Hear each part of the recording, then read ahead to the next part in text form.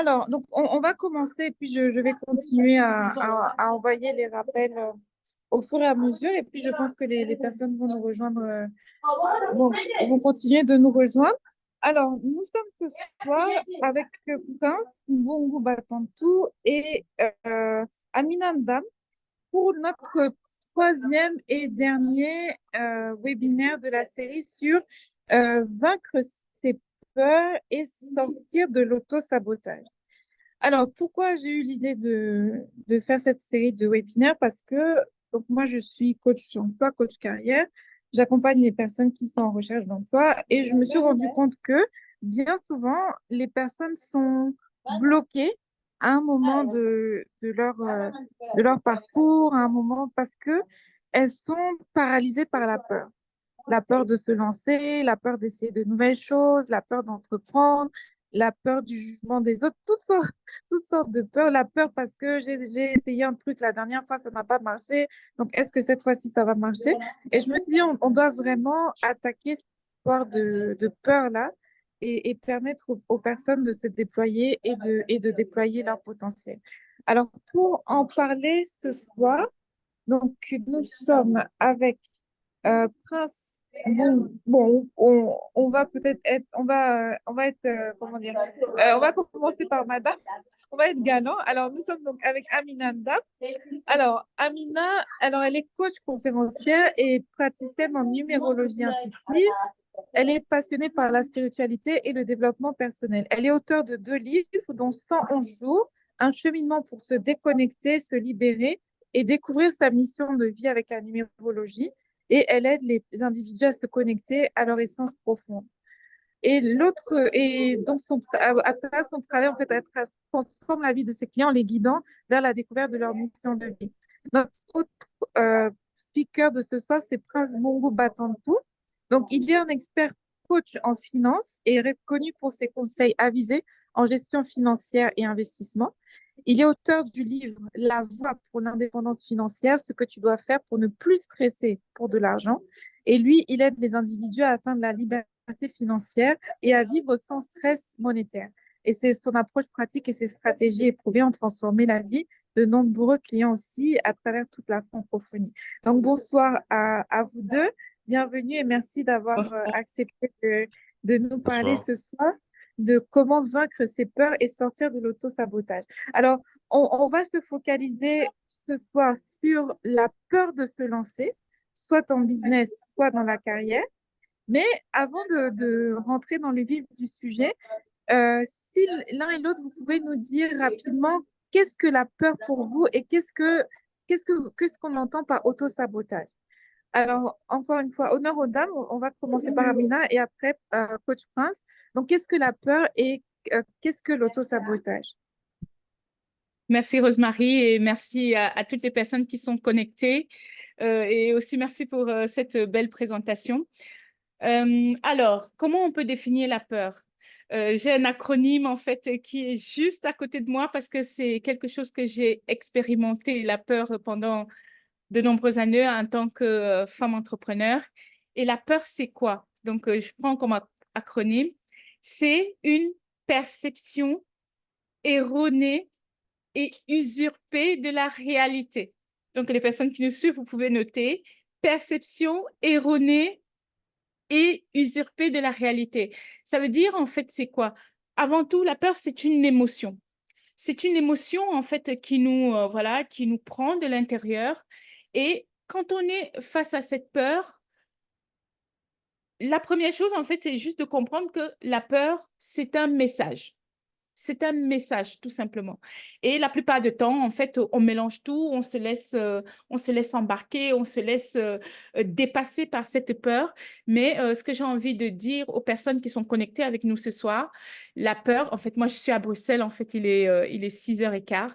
La peur, c'est tout simplement un message, en fait, pour vous indiquer quelque chose, pour juste vous signaler que, voilà, il y a quelque chose, en fait, qui n'est pas, en fait, à sa place. C'est ce que je pourrais apporter par rapport à ça jusqu'ici.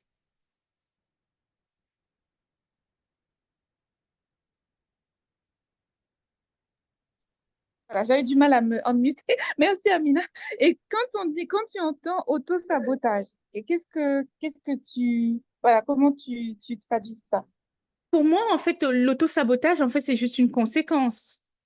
C'est juste une conséquence de la peur. Quand on parle d'auto-sabotage, ça veut dire j'ai peur et donc, quelque part, je perçois que quelque chose va m'apporter en fait plus d'inconvénients que d'avantages et du coup, je suis en panique et du coup, je commence en fait à comment dire, à m'auto-saboter, c'est-à-dire à m'auto-juger. Donc, quelque part, c'est de l'auto-jugement, quelque part, c'est de la sanction, quelque part, c'est de dire en fait que je vaux moins voilà, et là, on va toucher quelque chose qu'on dit souvent, ça vient toucher quelque chose qui est donc de l'ordre de l'estime de soi.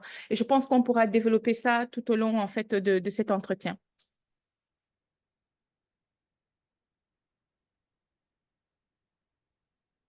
Merci. Et de ton côté, Coach Prince, donc quand on dit peur et quand on dit auto-sabotage, qu'est-ce que tu en comprends Est-ce que tu es aligné avec ce que dit Amina? Est-ce que tu as quelque chose à compléter? Ok, déjà, merci beaucoup pour cette occasion et merci aussi à Amina d'avoir donné une définition très, très claire.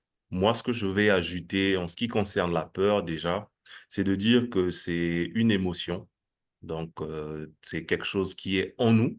C'est pas quelque chose qui est déjà externe pour, et qui nous pousse à avoir une certaine attitude par rapport à ce que nous voulons ou ce qui est devant nous. Donc, la peur, pour moi, c'est cette émotion qui nous conduit plus à regarder le côté négatif de ce qui peut arriver par rapport à là où on est ou par rapport à ce que l'on veut faire. Ça, c'est du côté de la peur. Et l'auto-sabotage, comme a su le dire Amina, c'est quelque chose qui est lié à la peur. Et l'auto-sabotage consiste à avoir cette attitude de pouvoir s'empêcher de faire quelque chose ou de dire quelque chose. Donc, la peur, elle, étant intérieure, cause une certaine attitude. Et c'est cette attitude souvent qui est sous forme de ne pas faire des choses. Et c'est ça qui amène à nous saboter par rapport à nos objectifs ou à nos plans. Donc, l'auto-sabotage, pour faciliter ceux qui nous suivent, c'est le fait de faire de façon consciente ou non des actions ou de tenir des pensées qui nous empêchent de pouvoir réaliser ou avancer dans nos projets ou dans les activités de tous les jours.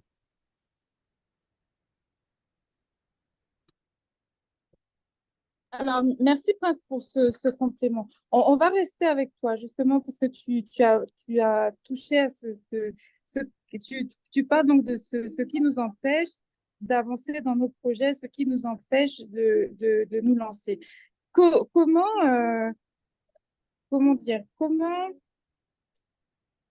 en tant que coach, sans doute tu as dû voir ça, d'où ça vient, cette peur de, je sais pas, j'ai envie de changer de métier, mais j'ai peur, je me lance pas, ou j'ai envie d'avoir un complément de revenus en tant qu'entrepreneur, mais j'ai peur, je me lance pas, ça vient d'où? C'est, comment on peut qualifier cette peur-là de se lancer? Ok, la chance que j'ai eue, c'est jusqu'aujourd'hui, j'accompagne des gens et de profils différents. Vraiment, que ce soit des personnes qui sont expertes ou des personnes qui sont novices dans leur carrière ou même en tant qu'entrepreneur. Et ce que j'ai pu constater, c'est que les peurs ou la peur est liée à notre réalité psychologique. Donc, c'est quelque chose qui est en nous à cause de notre expérience par rapport à l'environnement dans lequel nous vivons. Un exemple simple. Un enfant à qui on a toujours dit qu'il est capable de faire une chose ou une autre aura une attitude différente lorsqu'il sera un adulte comparé à un enfant où on a toujours dit que tu ne peux pas faire, nous venons de telle famille, nous venons de tel pays, nous ne devons pas faire ceci. deviendra un adulte qui va toujours se mettre d'abord les barrières lorsqu'il s'agira de faire une chose qui est différente de celle qu'il a l'habitude de faire. Donc, un employé, par exemple, lorsqu'il voudra se lancer, ou bien même changer de carrière, va toujours se dire, euh, je crois que je ne pourrai jamais, parce que moi, pour avoir même cet emploi, il m'a fallu peut-être beaucoup d'efforts, et combien de fois pour aller ailleurs, ça demande d'autres connaissances, ça demande d'avoir des diplômes, ça demande ceci, et va se mettre toutes les barrières possibles. Donc, quand on pourra dire par rapport, il va s'auto-saboter, donc va se mettre tout ce, son cerveau qui est habitué à être refusé. Et je voulais profiter de souligner un point. Notre cerveau est fait pour nous aider à survivre. Il n'est pas d'abord fait pour nous donner des idées ou pour nous permettre d'être créatifs. Il est d'abord là pour nous permettre de réussir à vivre jusqu'à demain. Donc, par mécanisme et par les habitudes que nous lui donnons, donc plus on nourrit la peur de notre enfant jusqu'à un certain âge, c'est ça qui va causer, on a des adultes qui peuvent être brillants devant tout le monde, et lorsqu'on échange avec eux, moi, je me dis que je vais apprendre de sorte que c'est un modèle. Mais lorsqu'il vient vers moi et me pose les peurs qu'il a, il y a des moments, je me dis, mais la vie, elle est pleine de surprises. Donc, c'est tout simplement pour dire que c'est des choses qui viennent d'abord de nous-mêmes, de notre histoire, de nos croyances. Et c'est ces mêmes choses qui soit nous construisent, soit nous détruisent. Voilà un peu ce que je peux dire par rapport à d'où viennent nos peurs. Alors, merci, Coach Prince. Et Amina, toi, tu disais que toi-même, tu as expérimenté cette peur de se lancer dans tes projets. Alors, comment ça s'est manifesté dans ton histoire et comment surtout tu as réussi à surmonter ça? Alors, donc là, je rejoins Prince dans les propos qu'il a donnés par rapport à la peur. Cette peur, en fait, comme il a dit, c'est tout simplement une perception, en fait, de notre réalité. Et quand on parle de perception de réalité, quelque part, en fait, on connecte, en fait, à notre cerveau. Et quand on parle de cerveau, son but, en fait, c'est de nous protéger. Et la peur, avant tout, vient de l'inconnu. C'est vraiment important de se dire, quand on veut se lancer, en fait, dans l'entrepreneuriat, c'est une sortie de la zone de confort, c'est d'aller dans un environnement que le cerveau, il ne connaît pas. Et qu'est-ce qu'il va nous envoyer comme signaux? Il va nous dire, attention, attention, il va commencer à faire des clignotants, tu connais pas, tu vas te perdre, tu vas pas gagner de l'argent. Donc, il va nous envoyer des signaux parce que c'est un environnement qu'on ne connaît pas. Et c'est ça quand on dit sortir de sa zone de confort. Et on sait très bien quand on sort de sa zone de confort, donc on fait face à plein de choses. Et c'est pour ça que notre cerveau, en fait, réagit et nous fait peur. Dans mon cas, je vais dire, j'avais très peur de me lancer parce que je me disais, en fait, je vais quitter le salariat parce qu'à la base, dans mon parcours, j'étais conseillère en assurance.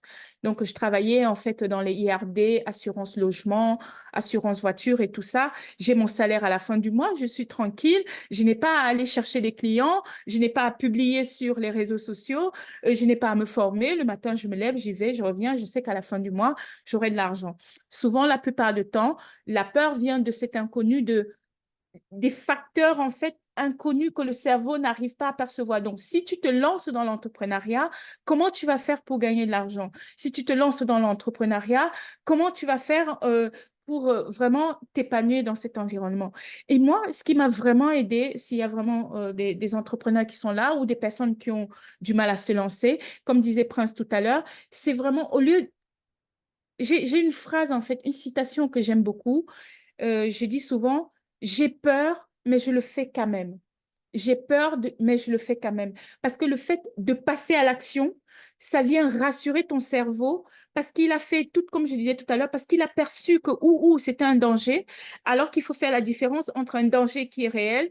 Quand un lion vous poursuit, vous pouvez, voilà, cette peur te permet en fait d'avoir de l'énergie pour courir, pour te sauver. Par contre, dans le cadre de l'entrepreneuriat, il n'y a pas à avoir peur en fait de se lancer. Le signal qu'il envoie, c'est tout simplement de dire, tu n'as pas de connaissances, par exemple, dans une matière. L'entrepreneuriat, c'est une zone inconnue parce que tu n'as pas de connaissances, parce que tu ne t'es pas formé, parce que tu ne t'es pas fait coacher, parce qu'il y a des choses que tu ne comprends pas. Et ce que j'ai tout simplement fait par rapport à ces peurs, c'était de passer à l'action.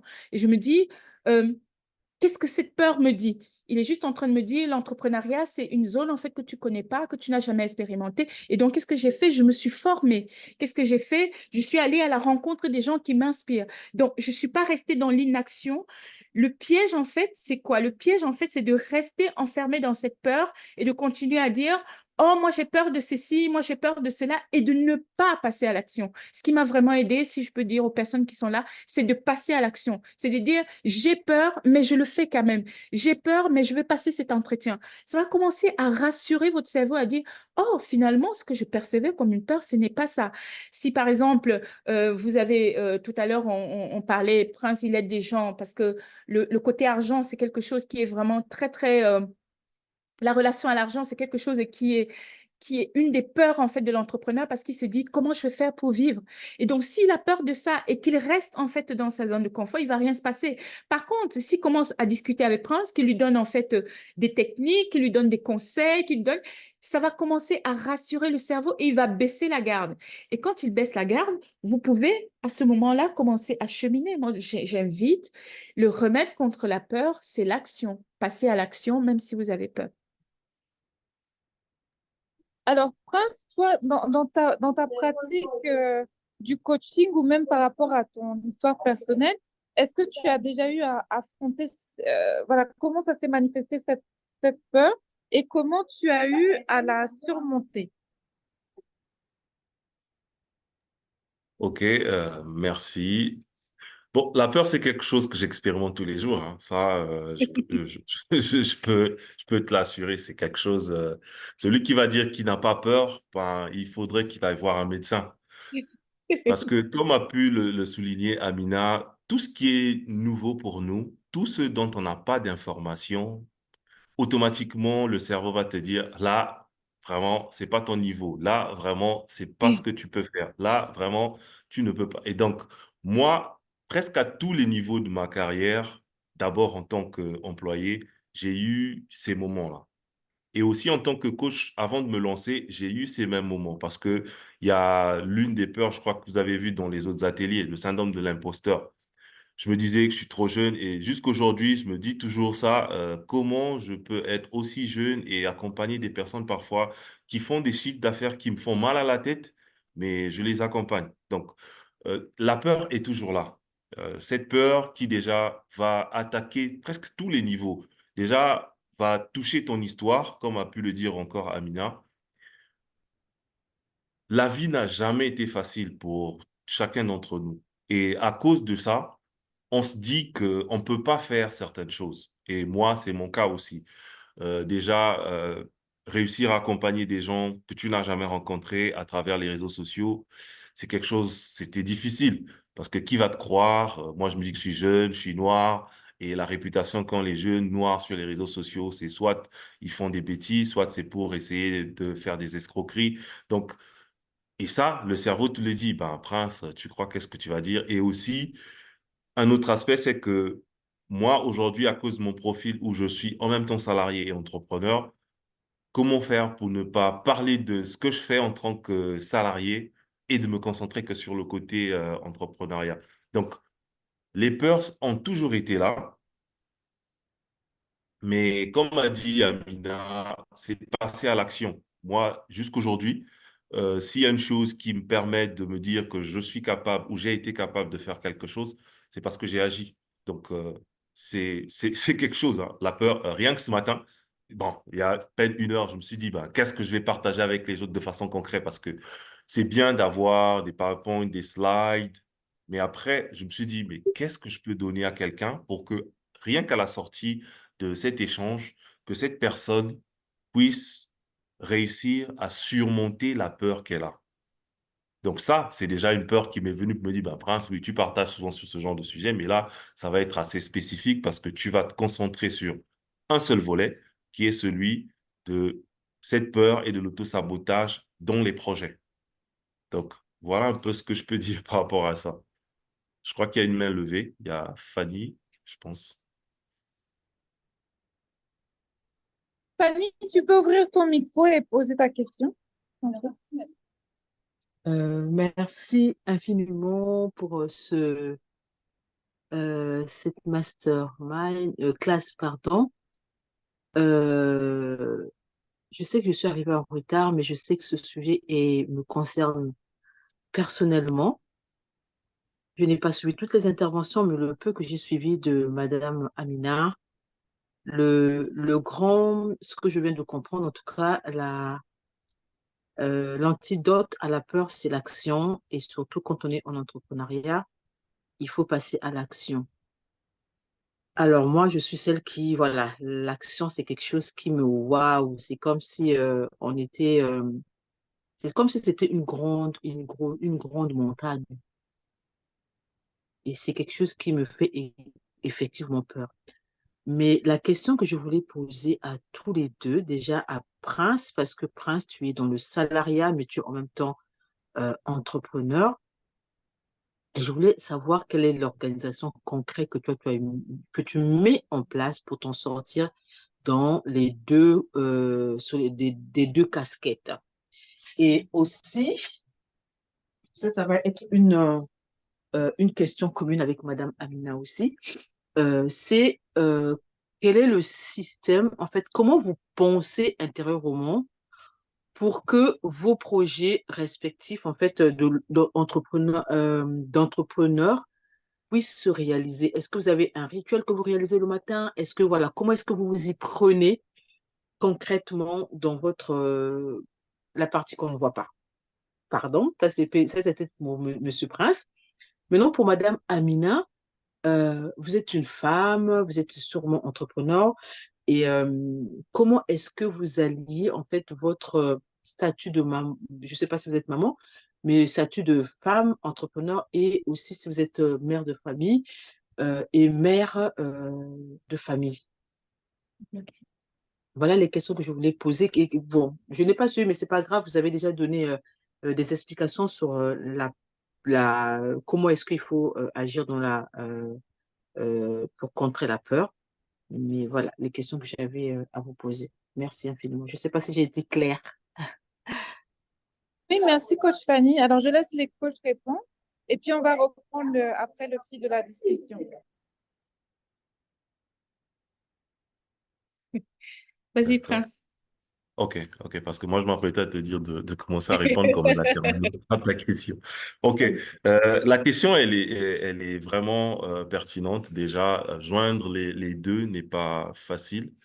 Et une chose qui m'aide personnellement, c'est de reconnaître la réalité, que les deux ne peuvent pas se faire au même moment. Parce que souvent, c'est une chose qu'on oublie. Je me suis arrangé à ce que tout ce qui concerne le travail, je le fais aux heures de travail.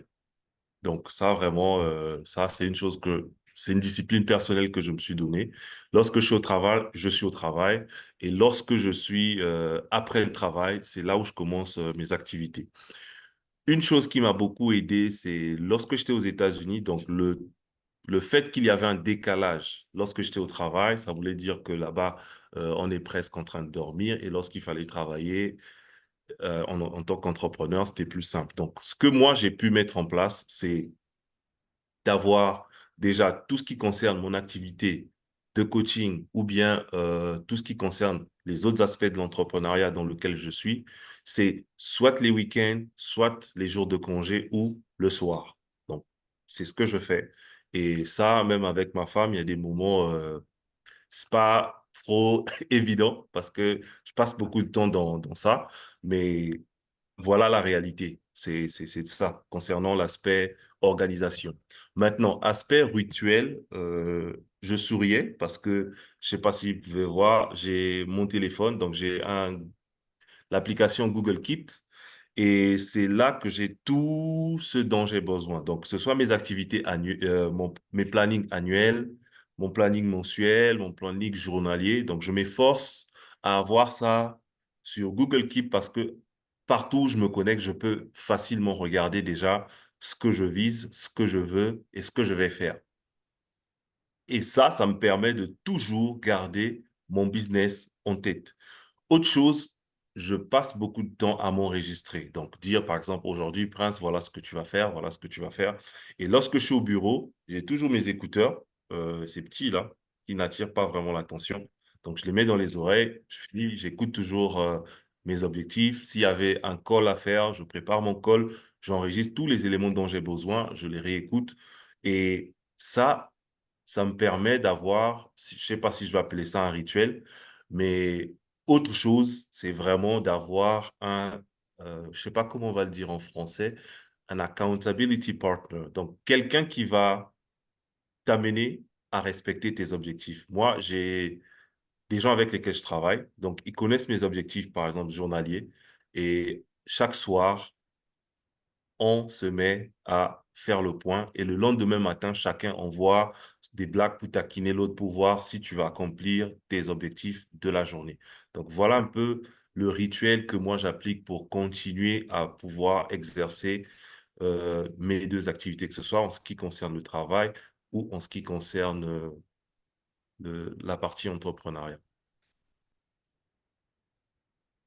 Merci, Prince. Wow. Amina, Merci Fanny pour ta question.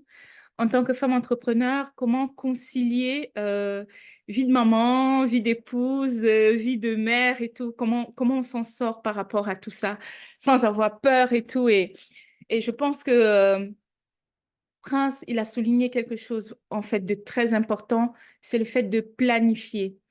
Il y a des personnes, en fait, ils vivent comme ça et ils ne définissent pas, en fait, ils ne donnent pas, en fait, comment dire, une ligne de conduite par rapport à ce qu'ils ont envie de faire. En tant que maman, en fait, on sait qu'on doit s'occuper des enfants, on sait qu'il y a le travail, on sait qu'il y a le mari, on sait qu'il y a tout ça. C'est important, en fait, de planifier son temps pour ne pas perdre son temps à faire des choses, en fait, qui ne nous nourrissent pas. Ça, c'est un premier plan. Souvent aussi, ce que je vois par rapport aux femmes entrepreneurs, c'est elles n'ont pas d'objectif. Et je pense que Prince en a parlé. Elles n'ont pas d'objectif défini et clair. C'est un exercice, en fait, qui n'est pas facile, mais quand on ne le fait pas, qu'est-ce qui se passe? Pourquoi les gens ont peur, une fois de plus, en tant que femme entrepreneur? Parce qu'il y a ce que j'appelle, en fait, le syndrome du brouillard. Imaginez, par exemple, vous êtes une femme entrepreneur et vous n'avez pas défini en fait ce que vous avez à faire, par exemple, dans une journée par rapport à vos enfants, par rapport à votre maison ou par rapport à votre business. Qu'est-ce qui va se passer? Étant donné que vous n'avez rien défini, est-ce que vous avez déjà conduit par un temps de brouillard? Nous, ici en Europe et tout, on peut parler en fait de la neige et tout ça. Qu'est-ce que vous faites quand vous ne savez pas quand vous conduisez et que vous n'avez pas de la visibilité? Qu'est-ce que vous faites? Vous suivez la personne qui est devant vous, mais vous ne savez même pas où va cette personne. Et vous allez suivre cette personne bêtement alors que ce n'était pas votre trajectoire. C'est vraiment important, en fait, d'avoir de la clarté parce que la clarté, c'est le pouvoir. Si vous avez de la clarté, en fait, par rapport à chaque domaine, de ce que vous avez envie de faire, vous allez vous rendre compte que ça va être beaucoup plus facile. Et c'est ce que j'invite chaque femme à faire, avoir de la clarté en fait par rapport en fait à tous ces domaines, que ce soit par rapport à son couple, par rapport à ses enfants ou par rapport à son business. C'est ce qui m'aide aujourd'hui à avancer et tout par rapport à ce qui me correspond, par rapport à qui je suis. Je ne sais pas dans la suite des questions si on va aborder la notion des valeurs, et à partir de là, en fait, vous pouvez avancer et ça vous aide, en fait, à mieux vous organiser et ne pas avoir peur pour passer à l'action.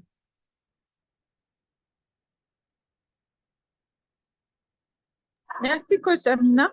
Alors, on va reprendre on reviendra à la fin avec un temps de questions-réponses, mais on va reprendre le fil de la discussion. Tous les deux, vous avez dit que la clé pour surmonter la peur, c'est de passer à l'action. Mais maintenant, il se trouve que parfois, justement, tellement on a peur d'agir, tellement on a peur de, comment je veux dire, voilà, on a peur de passer à l'action, on a peur de est-ce que ça va marcher, on a peur de comment les autres vont nous percevoir, on a peur de... Donc, du coup, on fait mille et mille calculs, mille formations et on passe jamais à l'action. Ça, c'est la... Voilà. On tombe en fait un peu dans on remet toujours au lendemain, on tombe dans la procrastination. Comment on fait pour surmonter ça, cette procrastination liée à la peur? Alors, je vais donner une clé concrète parce que voilà, je vais donner une clé concrète et si les personnes qui nous suivent, en fait, ils mettent ça en place dans les prochains jours, ils vont se rendre compte qu'ils ne vont pas avoir peur. je vais vous partager en fait une expérience. L'idée, c'est quoi? L'idée, c'est que quand on a peur, je vais revenir sur 3 notions. Quand on a peur, ça veut dire quoi? Ça veut dire quelque part, comme on a dit tout à l'heure, on est en train de s'éloigner de quelque chose qu'on connaît déjà, on est en train de s'éloigner de sa zone de confort. Et donc, il y a des gens, ils vont multiplier les formations, multiplier plein de choses. 3 notions. La première chose, en fait, c'est la vision. Où est-ce que tu vas? Comme une espèce, en fait, d'étoile de berger qui te guide, en fait, au quotidien. C'est important, en fait, d'avoir une vision par rapport à où on va et ce qu'on a envie de faire. Pas simplement de se former pour se former, mais d'avoir, en fait, si vous voyez, en fait, tous les grands de ce monde, tous comment dire, tous les visionnaires de ce monde, tous les leaders de ce monde, en fait, ils ont une vision, ils ont quelque chose qui les guide et qui les amène, en fait, dans une direction. Donc, c'est très important de définir une vision par rapport à ce qu'on a envie de faire. La deuxième chose, en fait, c'est la mission de vie. Et j'en parle, en fait, dans mon livre 111 jours parce que c'est vraiment quelque chose qui m'a aidée. En 2018, j'ai traversé une période personnelle et professionnelle très difficile. Un couple au bord du divorce, des difficultés financières, des difficultés relationnelles. C'était vraiment, comment dire, une traversée de désert. Je ne sais pas où vous en êtes aujourd'hui, si vous avez déjà vécu ce passage, où vous vous sentez complètement perdu, vous ne savez pas du tout qu'est-ce que vous allez faire le lendemain, et vous êtes vraiment dans cette chose, en fait, où vous ne savez pas quoi faire. Et moi, ça a été vraiment de trouver ma mission de vie. C'est vraiment quelque chose qui m'a aidé à enlever cette peur et de me sentir légitime. Et quand je dis légitime, c'est légitime par rapport à moi, pas par rapport aux voisins, pas par rapport à ce qu'un autre coach est en train de faire.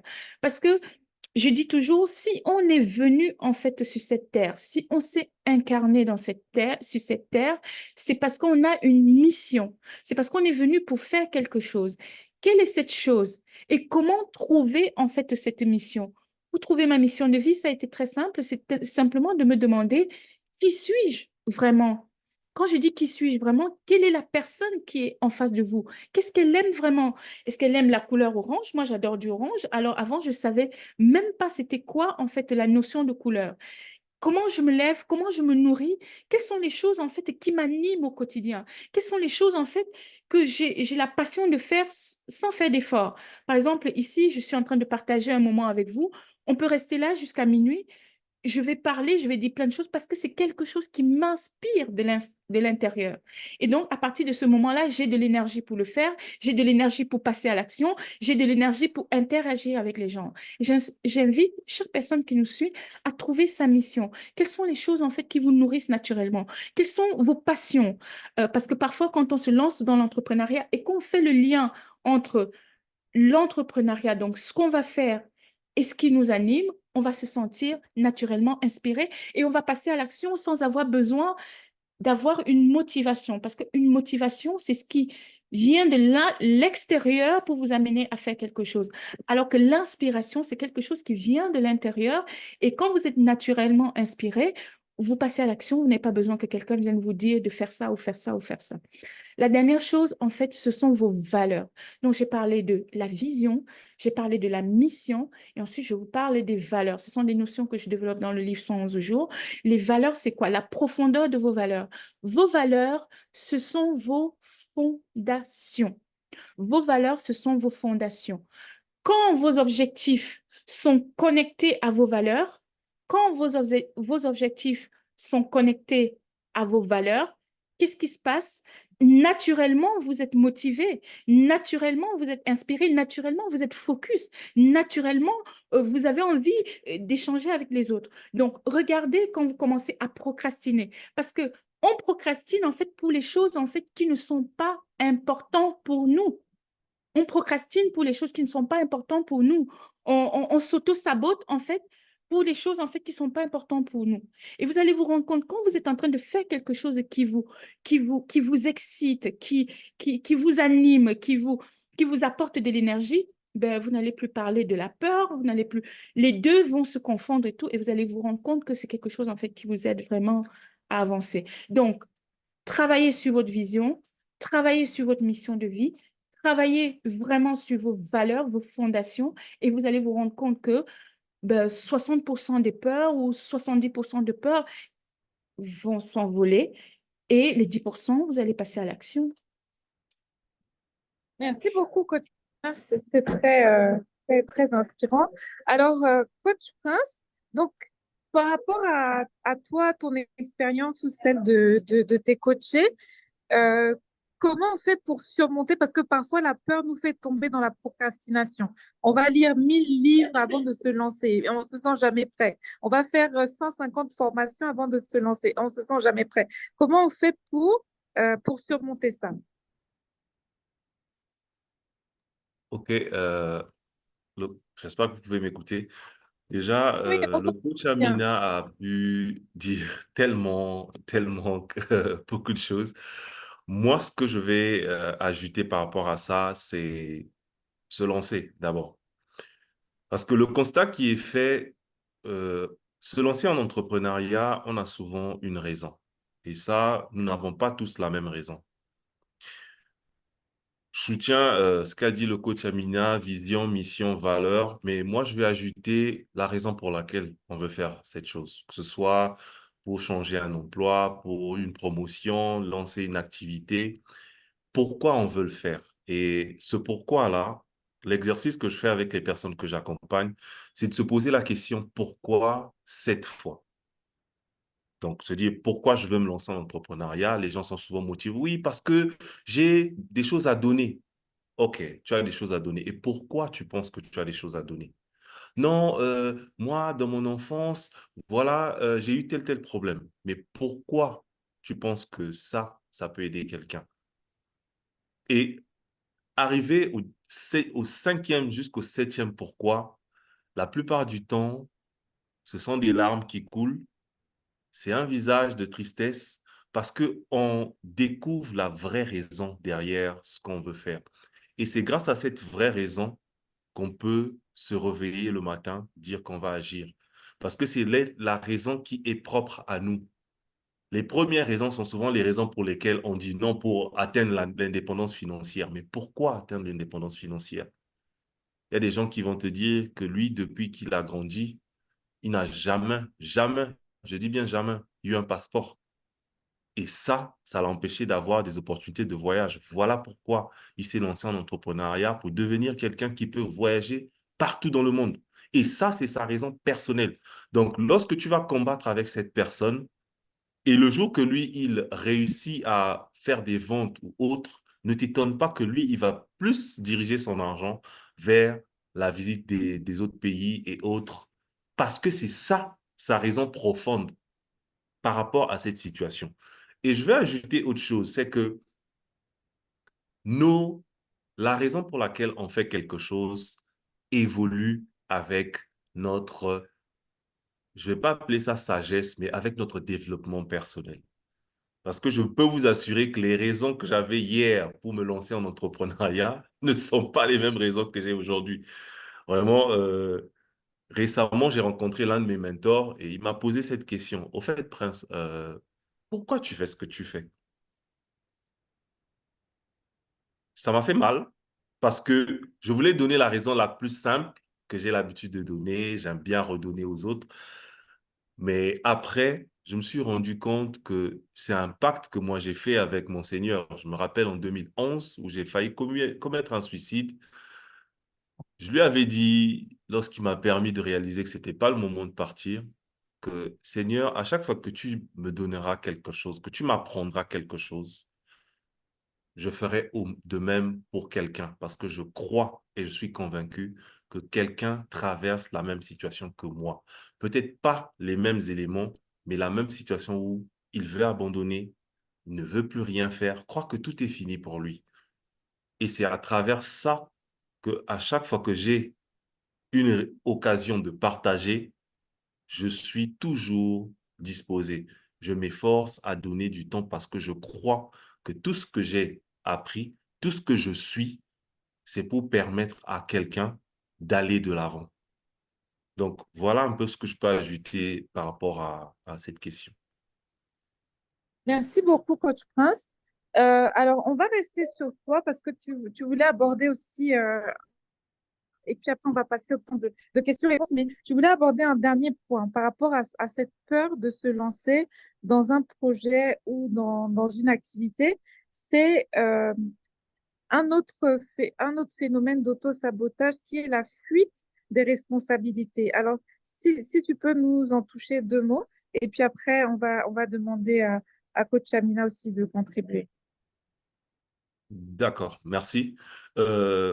La fuite des responsabilités, ces dernières années, je me suis rendu compte d'une chose simple, c'est que nous arrivons à la procrastination ou même à se dire que nous ne sommes pas à notre place, tout simplement parce que nous fuyons la responsabilité. Ce que nous sommes aujourd'hui, que nous le voulions ou pas, nous sommes responsables. Pourquoi je le dis? Parce que les choix que nous avons faits hier, c'est eux qui ont bâti la personne que nous sommes aujourd'hui. Ne rien faire est un choix. Faire quelque chose est un choix. Donc, si nous n'acceptons pas la responsabilité que ma vie va changer ou mon business va naître que lorsque je vais agir, on peut avoir notre vision, on peut avoir le pourquoi, on peut tout avoir. On va finir par se dire, OK, je suis prêt, mais j'attends que le gouvernement puisse faire telle chose. Mais j'attends que les gens puissent reconnaître que je suis capable de ceci. Mais j'attends que telle chose ou telle chose puisse se passer avant que je ne puisse me lancer. Et à cause de cette erreur, beaucoup de personnes passent leur temps à chercher le coupable de la réalité de leur vie autre que eux-mêmes. Ils vont toujours dire c'est la faute de mes parents, c'est la faute de ceci. Je ne dis pas que c'est pas possible, que ce n'est pas, ils n'ont pas une part de responsabilité.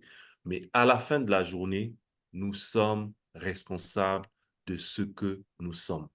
Les choix que nous allons prendre, les décisions surtout que nous prenons et même les croyances que nous nourrissons. Ça, c'est ce qui détruit la plupart des êtres humains. Et c'est ça qui nous enlève souvent la responsabilité. Surtout lorsqu'on est croyant, avec la notion de le diable et ses amis, nous avons l'impression que nous n'avons plus rien à faire. Soit c'est Dieu d'un côté qui doit faire le miracle pour que ma vie s'arrange, soit c'est le diable qui a fait quelque chose de mauvais pour que ma vie se gâte.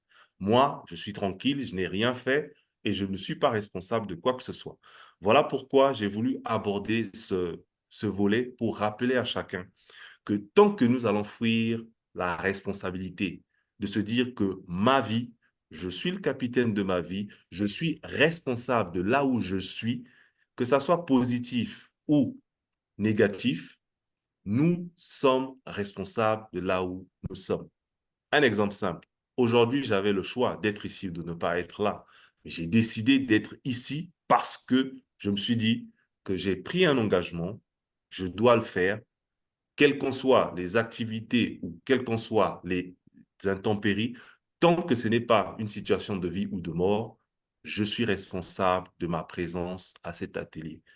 Voilà ce que je pouvais dire par rapport à être responsable pour éviter de pratiquer l'autosabotage et même de laisser nos peurs.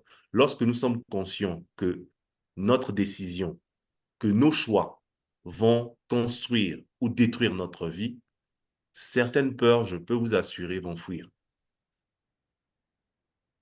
Alors, merci, Coach Prince. Coach Amina, ton point de vue là-dessus? Est-ce que tu peux reposer la question, Rosemary? En fait, c'est parce que parfois, donc le coach Prince voulait aborder en fait le, la question de la fuite de responsabilité. En fait, alors je ne retrouve plus le terme, mais il y a quand on fait alors c'est dans ma formation en plus, donc j'ai vraiment honte de plus me rappeler, mais c'est dans, en fait, il y a certaines personnes, c'est-à-dire il y a certaines personnes qui ont cette tendance à rejeter la faute de tout sur les autres. Donc, quand ça marche pas, c'est la faute du gouvernement, c'est la faute de mes parents, c'est la faute de ma femme, c'est la faute de mon mari, c'est la faute de mes enfants, c'est la faute de mon patron, mais c'est jamais eux. Ça, c'est un type de personnalité.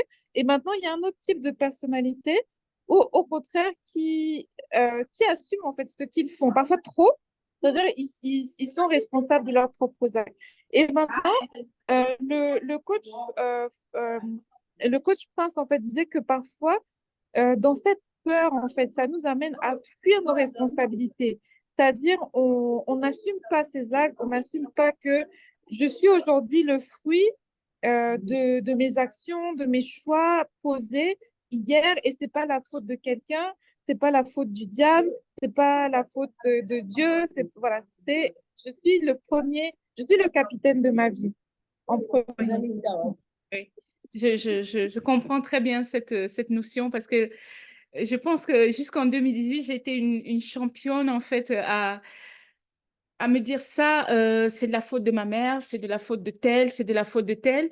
Et parfois, j'ai pas envie j'ai pas envie de condamner ces personnes-là parce que moi, quand je le faisais, comme je disais, en fait, c'était complètement inconscient. C'est-à-dire complètement inconscient. On ne sait pas ce qu'on ne sait pas. Mais un jour, il y a quelqu'un. Ça veut dire toutes les personnes qui sont ici, si vous étiez inconscient que vous étiez dans ce schéma-là, maintenant vous allez devenir conscient et vous allez arrêter en fait de mettre la responsabilité sur les autres parce que c'est juste autodestructeur. Et dans ma tête, c'était toujours, oui, c'est la faute de tel, vous voyez, dans mon couple, ça marche pas et tout, je suis vraiment malheureuse. Et j'avais des sauveurs, en fait, qui me disaient, oui, c'est vrai, c'est machin, tout ça, tout ça. Et un jour, en fait, j'étais face à une dame, je suis partie, comme je dis toujours, allez vers les personnes qui vous inspirent, allez vous former, allez à la rencontre je sais pas moi, des mentors. Je pense que Prince parlait tout à l'heure de ça. Euh, Aller rencontrer d'autres personnes, aller dans d'autres environnements. Et un jour, j'étais dans un séminaire, on était 1500 dans la salle et j'avais toujours en fait ce schéma-là où je disais, oui, je suis ça, oui, c'est la faute de ci. Et il y a une dame, elle était à côté de moi, elle m'a juste demandé, et toi, qu'est-ce que tu as fait? À partir de ce moment-là, ça a fait comme, vous savez, comme s'il y avait un fil comme ça qui me reliait en fait à ce truc de victimisation. C'est comme si elle venait de couper tout d'un coup. Elle m'a dit, et toi, qu'est-ce que tu as fait là-dedans? Et je me suis arrêtée net et je me suis vue en fait. C'est comme si j'étais sortie de moi et je me voyais en fait dans cette situation de victime. Et ça a été ça, en fait, ma libération. Parfois, les gens, ils le font, ils sont même pas conscients. Et même quand on leur dit, comme s'ils attendaient un choc, en fait. Et moi, il m'a fallu un choc, en fait, pour arrêter ça, pour arrêter de me victimiser, pour arrêter de dire, et de prendre, en fait, cette responsabilité, quand on dit responsabilité de ma vie, et de me dire, en fait, aujourd'hui, je suis responsable de ma vie. Et quand on dit je suis responsable de ma vie, ça veut dire on reprend son pouvoir, on reprend en fait toutes ses capacités. On ne se laisse plus entraîner, comme on dit. Et maintenant, on reprend ce pouvoir et ça nous permet en fait de redistribuer les cartes. Qu'est-ce qu'on a vraiment envie de faire? Qu'est-ce qu'on a vraiment envie d'apporter? Qu'est-ce qu'on veut contribuer? Et à partir de là, le choix, comme on a dit, et la décision qu'on prend ne vient plus de quelque chose, en fait, une fois de plus, qui est externe à nous. Il vient de quelque chose de beaucoup plus profond. Il vient de notre pourquoi, il vient de notre mission, il vient de toutes ces choses. Et c'est tellement libérateur.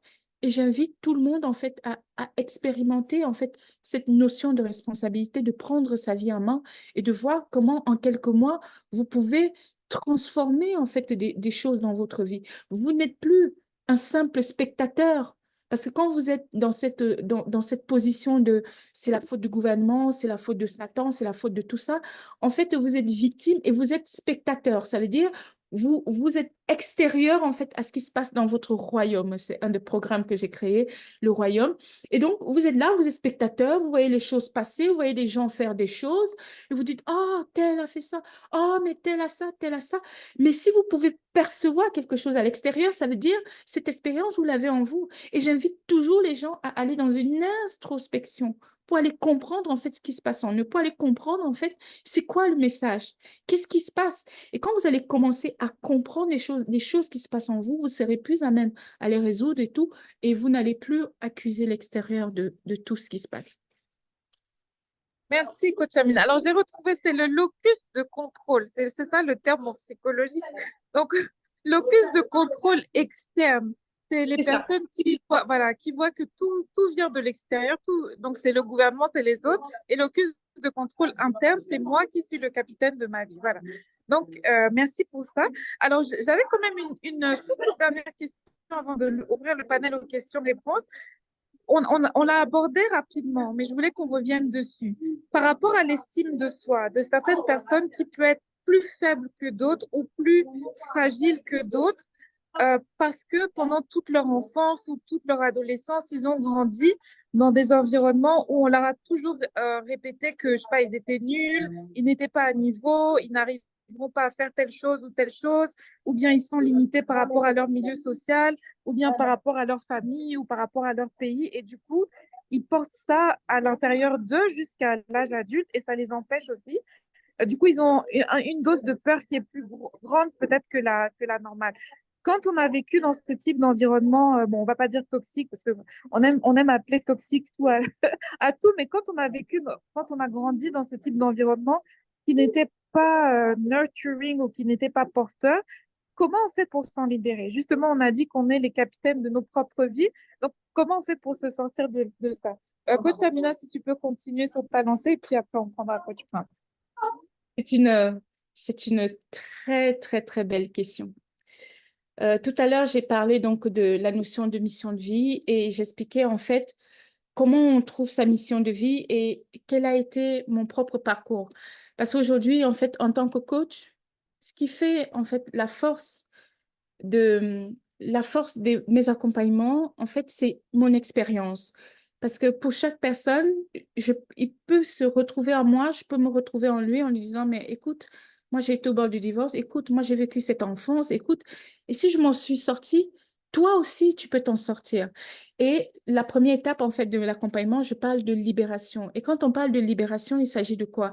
Il s'agit justement de se défaire en fait de tous ces héritages inconscients. Je parle bien de tous ces héritages conscients ou inconscients, en fait, qui nous empêchent d'aller vivre ce qui est important. Je vais donner des notions parce que là, il y a deux aspects. Soit on se fait accompagner, on se fait aider, en fait, pour vraiment libérer ça. Moi, ça a été mon cas. J'ai été dans des séances d'énergétique, j'ai travaillé en fait avec des énergéticiens, j'ai travaillé avec des coachs, je me suis fait aider, j'ai investi en moi parce que quand on dit en fait se libérer de ça, souvent les personnes ils se disent oui, je vais juste réfléchir comme ça et ça va s'en aller. Pensez à investir sur vous parce que c'est quelque chose qui peut vous aider. Un regard interne, comme je disais, peut vous aider vraiment à vous libérer. Maintenant, concrètement, pour les personnes qui sont là, comment ça se passe? Si vous pouvez, si vous pouvez percevoir, ça c'est quelque chose qui m'a aidé, que tout ce que vous avez vécu, tout ce que vous avez vécu, quelle que soit l'enfance que vous avez vécue, quels que soient les parents que vous avez eus, quel que soit le passé que vous avez eu, c'est quelque chose qui contribue, c'est quelque chose qui vous a aidé en fait à devenir la personne que vous êtes aujourd'hui. Et là, je vous amène dans quelle notion? Je vous amène dans la notion de gratitude. Ça vous permet en fait de venir équilibrer, de ne pas être en fait dans une... Parce que tout ce que les gens expriment, en fait, j'ai vécu mon enfance ici, c'est un déséquilibre en fait inconscient qui est créé en fait dans leur tête. Et donc, comme ils ne voient que la partie, en fait, ça s'est mal passé, je sais qu'il y a des gens qui ont vécu des choses extrêmement lourdes, extrêmement difficiles en fait dans leur passé. Mais ce que j'ai envie de vous dire aujourd'hui, quel que soit ce que vous avez vécu, tout cela contribue à vous amener à la vie. Tout cela vous guide en fait sur votre chemin de vie. Et je pense que Prince l'a expliqué tout à l'heure. Il est en train de dire, il a failli se suicider. Mais comment il peut utiliser ça aujourd'hui comme sa force? Comment ça devient son pourquoi? Et quand les gens parlent souvent de pourquoi, c'est cet événement qui vous a le plus traumatisé. C'est cet événement en fait qui vous a le plus marqué qui devient votre force. Quand vous voyez par exemple Michael Jordan, on lui dit vous êtes trop court, vous ne pouvez pas jouer au basket. Qu'est-ce qu'il fait? Il transforme en fait ce truc qu'on lui dit en force. Et qu'est-ce qu'il fait? Il commence à s'entraîner, il commence à faire des trucs. Le monsieur qui fait du KFC, il a proposé son KFC partout, mais tout le monde lui a dit qui va manger du poulet. Mais c'est d'abord à vous d'observer en fait ces trucs et de voir en quoi cette situation est avantageuse pour moi, en quoi le fait que j'ai vécu cette enfance malheureuse peut me servir aujourd'hui. comment je peux transformer cette situation?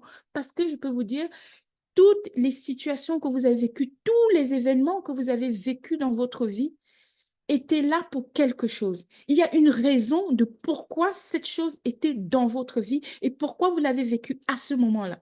Et quand vous allez comprendre que cette chose était là pour vous aider, pas forcément pour vous nuire, mais pour vous aider autant que vous nuire, si c'est ce que vous percevez aujourd'hui, vous allez ramener tout ça à l'équilibre. Et c'est là la libération. La libération, c'est de revenir au point d'équilibre et de dissoudre le nœud qui vous fait penser que quelque chose est bien ou mauvais, quelque chose est noir ou blanc, parce que derrière le noir, il y a le blanc, derrière la pluie, il y a le soleil, derrière la nuit, il y a le jour. Vous voyez ce que je veux dire? Peut-être aujourd'hui, vous voyez le noir, mais regardez l'autre face. Regardez, tournez un peu, changez un peu d'inclinaison et vous allez vous rendre compte que dans ce même événement, il y a le mauvais, mais il y a du bon et vous allez équilibrer et vous allez libérer.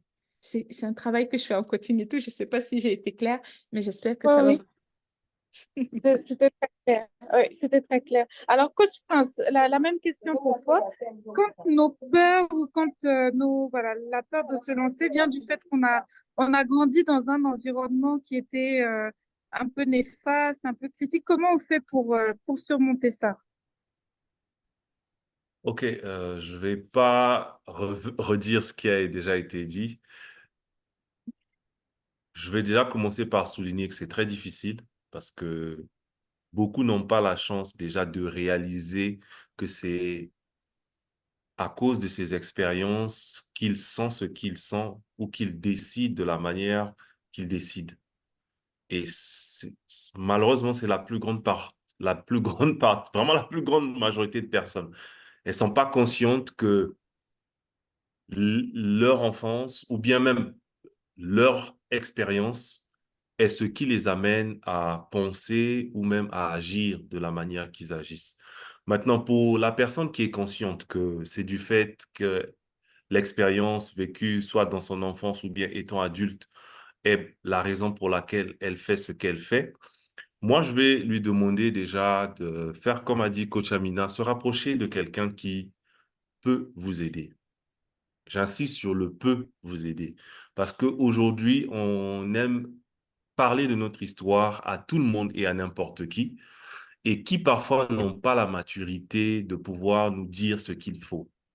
Parce que souvent, face à ça, on va revenir sur le point de la victimisation à un moment donné. Les expériences peuvent être atroces, douloureuses, mais ce qui est bien, c'est que Dieu qui nous a créés nous a donné à un moment de notre vie la possibilité de choisir. Quelles qu'en soient les difficultés, il y a toujours un moment où la décision de choisir ce qu'on veut faire, de ce que nous sommes ou de ce que nous avons vécu, nous revient. Même si c'est un petit laps de temps, il y a toujours ce moment-là. Donc, c'est de pouvoir vraiment voir une personne qui peut nous accompagner, qui peut nous aider et qui va nous dire la vérité. Parce que malheureusement, aujourd'hui, la plupart des gens vers lesquels nous allons partir va soit a vécu les mêmes choses et va nous raconter à peu près la même manière de prendre les choses, ou va vouloir embellir notre histoire. Vous dire non, tu vois, ça arrive, ce n'est pas grave, ça va aller. Non, ça va pas aller. C'est quelque chose de très grave parce qu'aujourd'hui, il y a beaucoup de relations qui ont été détruites à cause de ces événements. Donc, moi, ce que je demande à cette personne, c'est d'abord ça. Maintenant, lorsqu'on est conscient, après, c'est aussi de changer d'environnement tant qu'on le peut, à travers déjà ce que nous faisons avec nos téléphones. Aujourd'hui, les réseaux sociaux nous donnent la possibilité d'être avec des gens qui sont comme nous voulons être, positifs, qui sont ce que nous voulons, qui parlent des choses, que ce soit du côté religieux comme du côté séculaire. Donc, c'est déjà de construire son environnement. Et moi, je prends mon exemple, c'est l'une des choses qui m'a aidé après. Le fait que j'ai bâti un environnement personnel, vraiment. Je me rappelle toujours qu'on se moquait de moi, j'avais à l'époque les MP3, pour ceux qui connaissent, à pile, et toujours mes écouteurs, j'écoutais toujours des trucs positifs. À l'époque, c'était Jim Rohn, je me rappelle toujours de Miles Monroe, Anthony Robbins. et toutes les personnes qui parlaient que des choses positives. Donc, ça, c'est quelque chose qui va nourrir notre subconscient. Parce qu'on doit se dire la vérité. Aujourd'hui, avec le monde qui prend la tournure qu'on voit, c'est pas évident de peut-être se faire accompagner. On a encore peut-être quelques peurs par rapport à ce qui reste encore. Mais bâtir un environnement qui va nous aider est déjà la première des choses à faire. Autre chose, fuir l'environnement qui nous rappelle ce que nous avons vécu. Pour le moment, nous ne sommes pas assez forts pour confronter. La meilleure solution, c'est de s'en éloigner. Comme on a dit au début, le cerveau est fait pour nous protéger. Donc, à chaque fois que le cerveau va se retrouver dans la même situation ou au même endroit, il va nous faire revivre les mêmes événements et va nourrir encore la peur ou l'auto-sabotage qui était en nous. Et ça va encore s'accentuer. Donc, on crée un environnement positif, on s'éloigne de l'environnement qui nous rappelle ou qui nous commémore, ou les personnes qui ont contribué à ces événements, c'est important. Parce que n'oublions pas, tout se passe dans la tête. On peut donner les stratégies aujourd'hui, et je crois que Coach Amina peut me soutenir. Aucune personne ne va réagir de la même manière, sauf si on l'accompagne personnellement.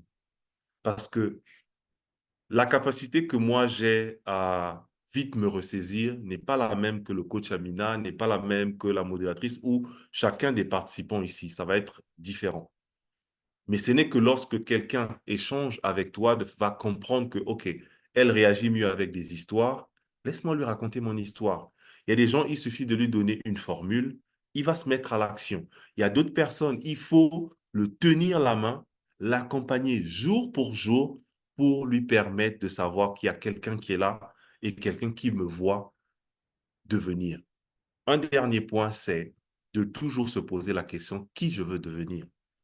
Parce que la personne qui n'a plus les mêmes peurs, qui ne pratique plus le sabotage, a une certaine manière de penser, a des compétences différentes de celles qu'on a aujourd'hui et aussi a un réseau différent de ce que nous avons aujourd'hui. Donc, toujours chercher à se poser la question qui je veux devenir pour m'en sortir. Ce matin, j'ai fait une vidéo où je pouvais expliquer, lorsqu'on était petit, on rêvait d'être pilote.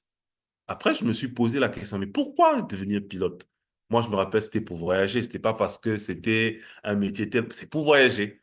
Pour moi, je me disais que si je veux voyager, bah, faut être pilote et c'est gratuit. C'est mon travail, je suis payé pour voyager. Mais c'est la même chose. Tu as traversé une période difficile et ça, je vais m'adresser à quelqu'un. Personne ne te dira que c'est facile. Celui qui va te dire que c'est facile, vraiment, faut t'éloigner de cette personne.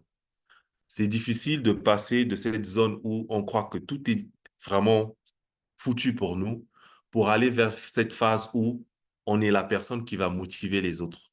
Mais c'est possible. Et faut penser à se faire accompagner, mais avoir un plan qui va te permettre de faire ne fût-ce qu'une petite action tous les jours.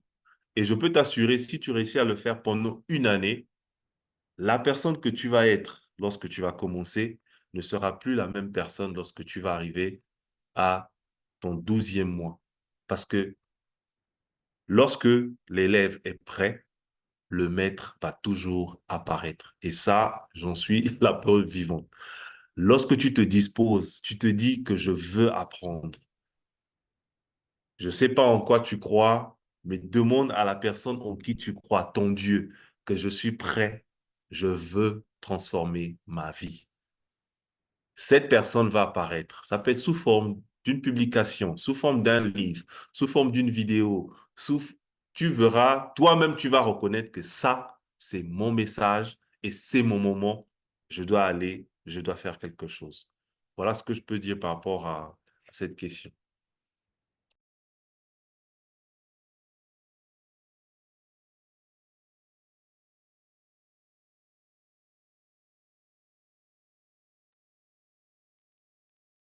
Elle est Voilà, là. j'avais du mal à mute. Je suis là, mais j'avais du mal à mute. Alors, voilà, on va ouvrir un temps de questions-réponses, peut-être jusqu'à 18h, 18h30 de Brazzaville. Donc, pendant 15 minutes, on va échanger avec les participants. Donc, si vous avez des questions, soit vous levez la main, vous ouvrez votre micro, soit vous posez votre question dans le chat. Voilà. Alors, qui a une question? Je vois pas de main levée, mais vous pouvez juste ouvrir votre micro et poser votre question. Ah voilà, je vois une main levée. C'est coach Victoire. Vas-y. Alors, tu as déjà ouvert ton micro. Attends, coach Victoire, pour ta question. Merci beaucoup, beaucoup, beaucoup, beaucoup, beaucoup, beaucoup. Waouh, c'est un bon moment. Oh, voilà, on dit que le meilleur, c'est pour la fin et je suis vraiment bénie parce que je crois en Dieu. Donc, voilà, je suis vraiment bénie de ce webinaire. Et les solutions que les coachs ont données sont juste extraordinaires et sont tellement pratiques et synthétiques. Je suis émerveillée.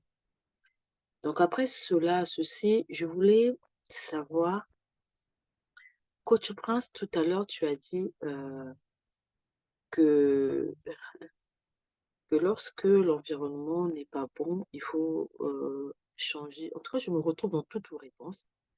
Et il faut changer l'environnement. Mais lorsque cet environnement, d'une certaine manière, c'est la famille, comment on s'y prend pour ne pas blesser, pour ne pas frustrer, être dans l'équilibre, comme vient de le dire la coach Amina aujourd'hui. Ok, ouais, très, très, très, très bonne question. Je vais commencer par faire une analogie, ok, pour te permettre de prendre la décision toi-même. Supposons qu'un jour, tu arrives en réunion de famille et on décide d'offrir des boissons. On dit, ben, on va offrir des boissons. Et toi, dans ta boisson, chacun des membres de ta famille se met à mettre une pincée de poison, ok? Et tu vois la scène. Donc, tu es assise, mais on te permet de t'éloigner, de voir la scène. Donc, chacun est en train de mettre une pincée de poison. Est-ce que si on te donne cette boisson, tu vas l'accepter? Non, du tout. OK. Donc, c'est la même chose que tu vas devoir faire. Moi, je vais prendre mon exemple personnel. Ça peut être radical, mais je m'efforce d'éviter certaines conversations. Et comment je le fais? Dès que tu m'appelles, tu commences à dire certaines choses. Je commence par dire déjà OK. D'accord, mais après, je commence à te poser des questions. Comme pouvait dire Socrate, je te pose la question. Au fait, l'objectif de cette histoire, c'est quoi? Moi, j'aimerais savoir, c'est quoi l'objectif derrière cette question?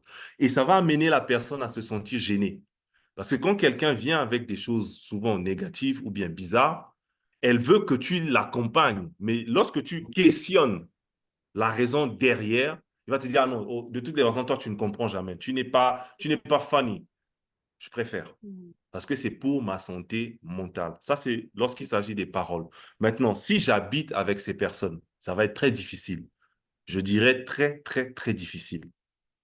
Parce que la solution serait la plus extrême, si possible, déménager. Parce que, comme on a pu le voir durant toutes les interventions, à la fin, nous sommes responsables. Lorsqu'on est conscient que c'est là où se trouve mon problème et que nous voulons caresser cela dans le sens du poil, c'est comme un petit chien, mais demain, ça va être un chien tellement grand et enragé que lorsqu'il va nous sauter dessus, ben, c'est pour nous tuer. Donc, la chose à faire, c'est de toujours se poser la question, ça se trouve à quel niveau? Si c'est au niveau des conversations, c'est très facile. Tu as un emploi, tu peux utiliser ton emploi comme alibi au début. Ah, désolé, vraiment, j'ai trop de tâches à faire. Et tu as aussi beaucoup de tâches. Tu programmes tes tâches de sorte que tu sois occupé. Ah non, désolé, j'ai du travail que j'ai ramené de la maison. On va causer tout à l'heure. Dès que tu finis, tu es fatigué, tu passes aux tâches de la maison, tu t'occupes des enfants, tu dors.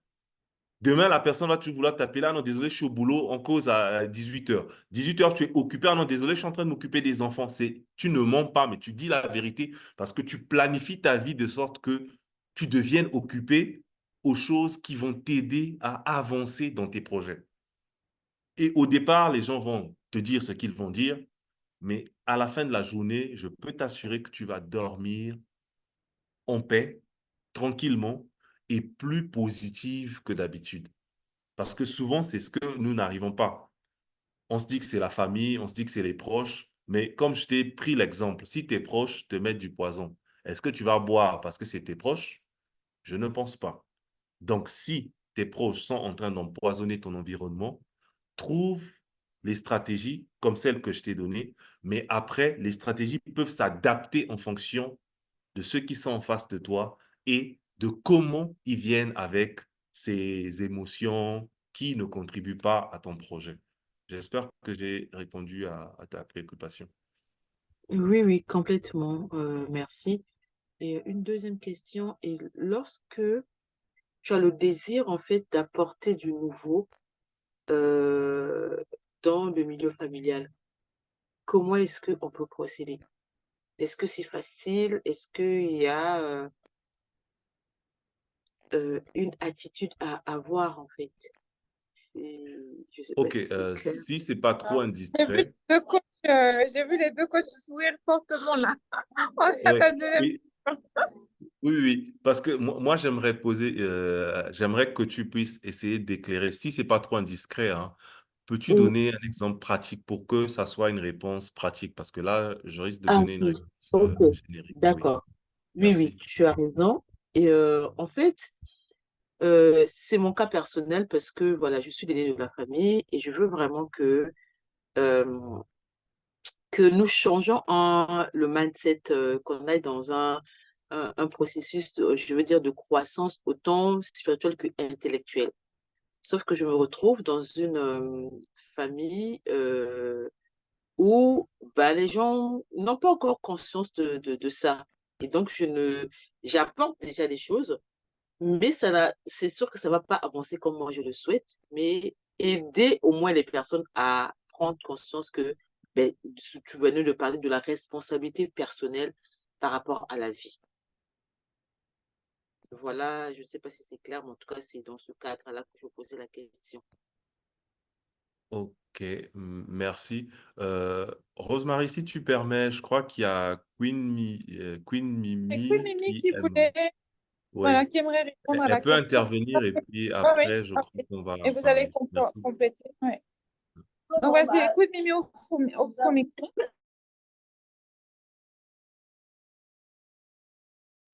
Bonsoir tout le monde. Alors, je voudrais juste donner un peu mon point de vue par rapport à ce que elle a demandé la première question. Je sais plus comment elle s'appelle, la dame.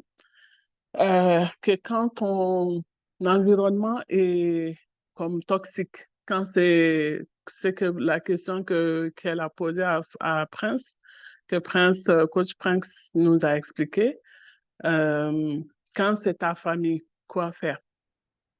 Moi, j'ai vécu ça personnellement avec ma propre maman. Alors, qu'est-ce que je fais? C'est vrai que je me suis donné les moyens pour m'aider de sortir de, de cette victimisation, comme elle a dit, coach Amina. Mais qu'est-ce que moi je fais de ma propre expérience? Dans ces cas-là, qu'est-ce qu'il faut faire? Il faut Ces gens-là, c'est nos membres de famille, c'est nos parents, c'est nos frères, c'est nos sœurs, c'est nos maris. On ne peut rien faire. On est obligé d'être avec eux, de vivre avec eux. Qu'est-ce qu'on peut faire dans ce cas-là pour nous protéger? Qu'est-ce que je fais personnellement? Euh, je les aime.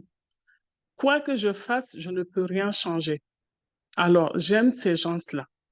Mais c'est comme si je formais en fait une sorte de barrière autour de moi, une barrière de protection pour me protéger que tous ceux qui vont lancer, tous ceux qui vont prendre comme Coach Prince a dit, le poison pour mettre dans ma boisson, je ne toucherai pas, toucherai pas en fait à cette boisson. Donc, ça ne me touche pas. Ça ne me touche pas, on va lancer, ça ne me touche pas, mais cela ne m'empêche pas de garder ma relation avec eux.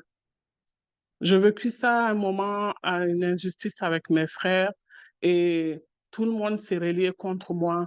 Je suis restée zen. Je fais ma forteresse autour de moi, mais je les aimais. En fait, j'aime ces gens-là, mais de loin. Mais cela ne m'empêche pas de faire mon rôle de ce que j'ai à faire avec eux, envers eux, que ce soit mes parents, mon rôle d'enfant. Si je dois les aider, s'il y a un problème, j'aide. S'il y a une cotisation en famille que je dois cotiser, je donne ma part. Mais si je dois appeler mes parents, j'organise. Je dis une fois par semaine, j'appelle, je dis bonjour.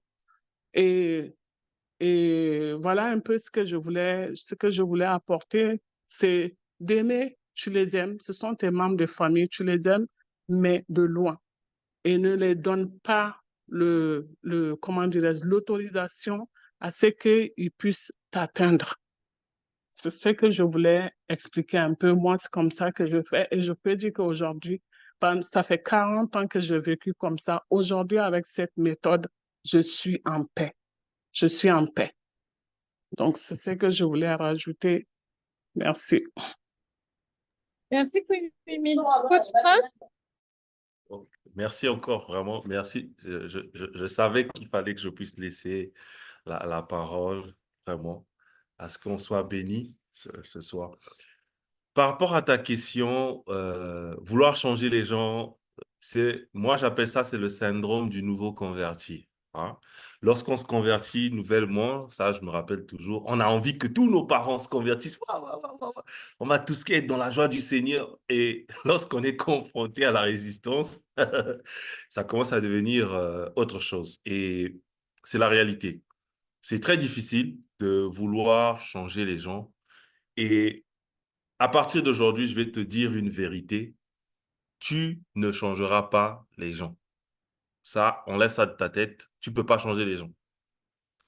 Chacun va changer le jour où il va décider de changer. C'est comme ça. Et moi, je pense que toi-même, lorsque tu as changé, c'est lorsque tu as décidé de changer. Je ne pense pas que c'est quelqu'un qui t'a convaincu, c'est toi. C'est pas pour rien pour ceux qui sont chrétiens. Désolé, je vais prendre cet exemple-là. J'espère que je ne vais pas offenser quelqu'un. On dit si tu crois. On ne le dit pas que c'est vrai, c'est bon. On dit si tu crois que le Seigneur Jésus-Christ est ton Seigneur et Sauveur, tu seras sauvé. Donc, tu dois faire quelque chose. Sinon, Dieu aurait fait une formule simple, dit, bon, à partir d'aujourd'hui, c'est paradis gratuit, venez prendre, j'ai le coupon, 1000% de réduction pour chacun, venez vous récupérer, puis c'est bon. C'est la même chose lorsqu'on découvre que nous sommes dans le développement personnel, ça nous apporte beaucoup de bien, ça nous permet d'aller de l'avant. On veut voir les gens autour de nous vivre la même chose. Et c'est naturel. Comme a pu le souligner Queen Mimi, c'est de nous rappeler qu'on les aime. Nous n'allons pas refuser qu'on ne les aime pas. Malheureusement, ils ont des habitudes qui ne contribuent pas à ce qu'ils arrivent au niveau où nous les voyons.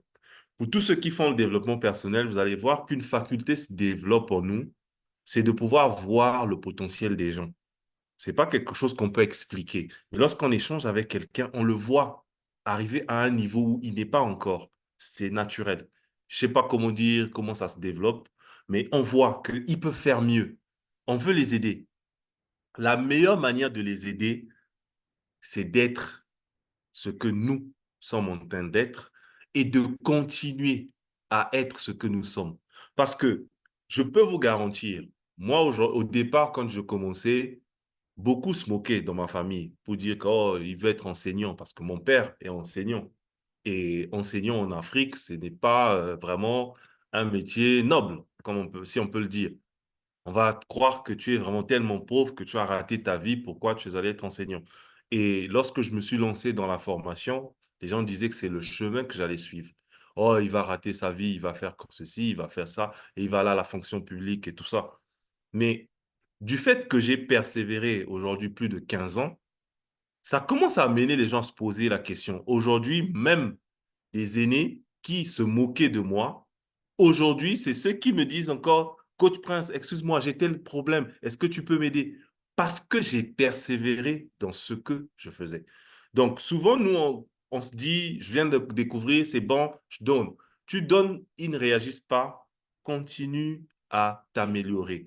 Parce que lorsqu'ils vont voir que ta vie a changé, c'est là la notion du témoignage.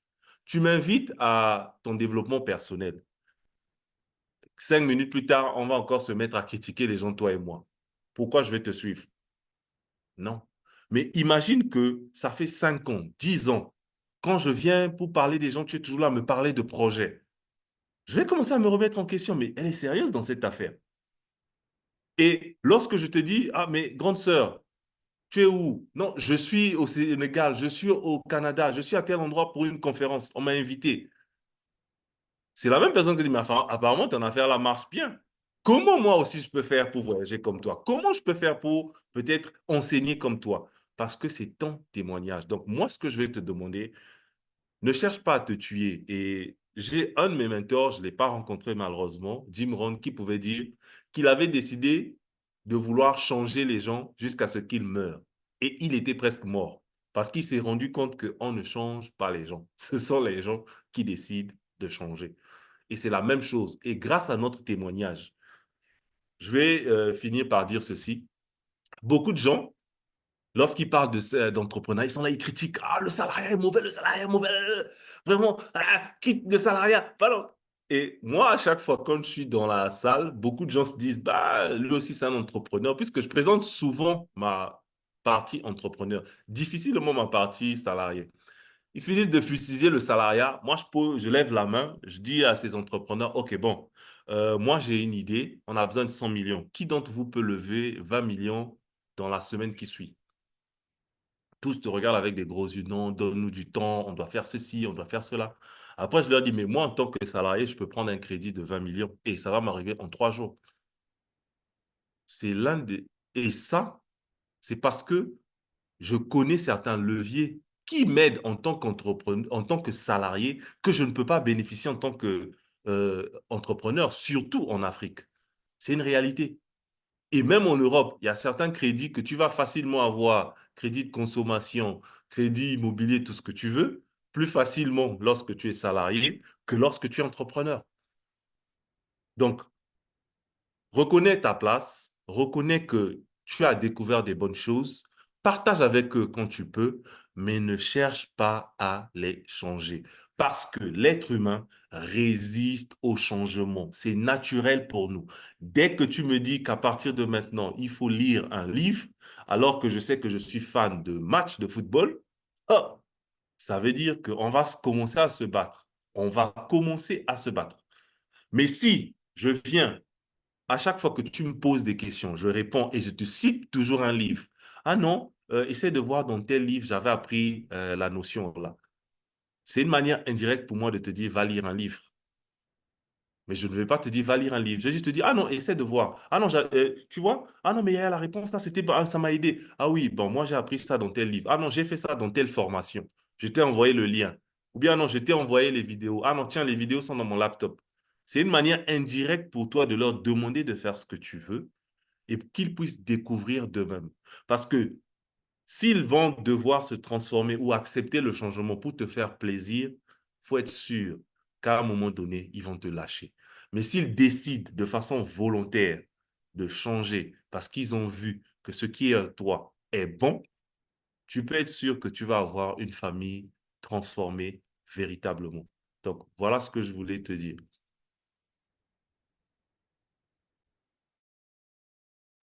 Mhm. Voilà, merci infiniment. Coach Amina, tu voulais ajouter quelque chose? Et on va peut-être prendre, il est déjà 18h34, donc on va peut-être juste prendre une dernière question et puis on va clôturer. Je pense que tout a été dit, hein. Je pense que c'était très, très complet. On peut pas, voilà, ce sont les travers du développement personnel. Quand on apprend à se connaître, on a envie de changer tout le monde. Mais on ne peut pas changer les gens qui ne veulent pas se changer eux-mêmes. On ne peut que prêcher par l'exemple. C'est tout ce que je voulais rajouter. C'était très, très complet. Merci beaucoup, coach Amina. Alors, est-ce qu'il y a une dernière question? Quelqu'un qui veut ouvrir son micro et poser sa question au coach? N'ayez pas peur, hein.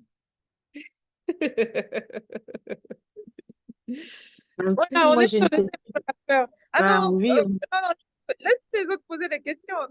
Ah, mais si, attention, moi, j'en profite, coach. Hein. Ah, Ah, voilà. si personne veut se lever, moi, j'en C'est ça, profite.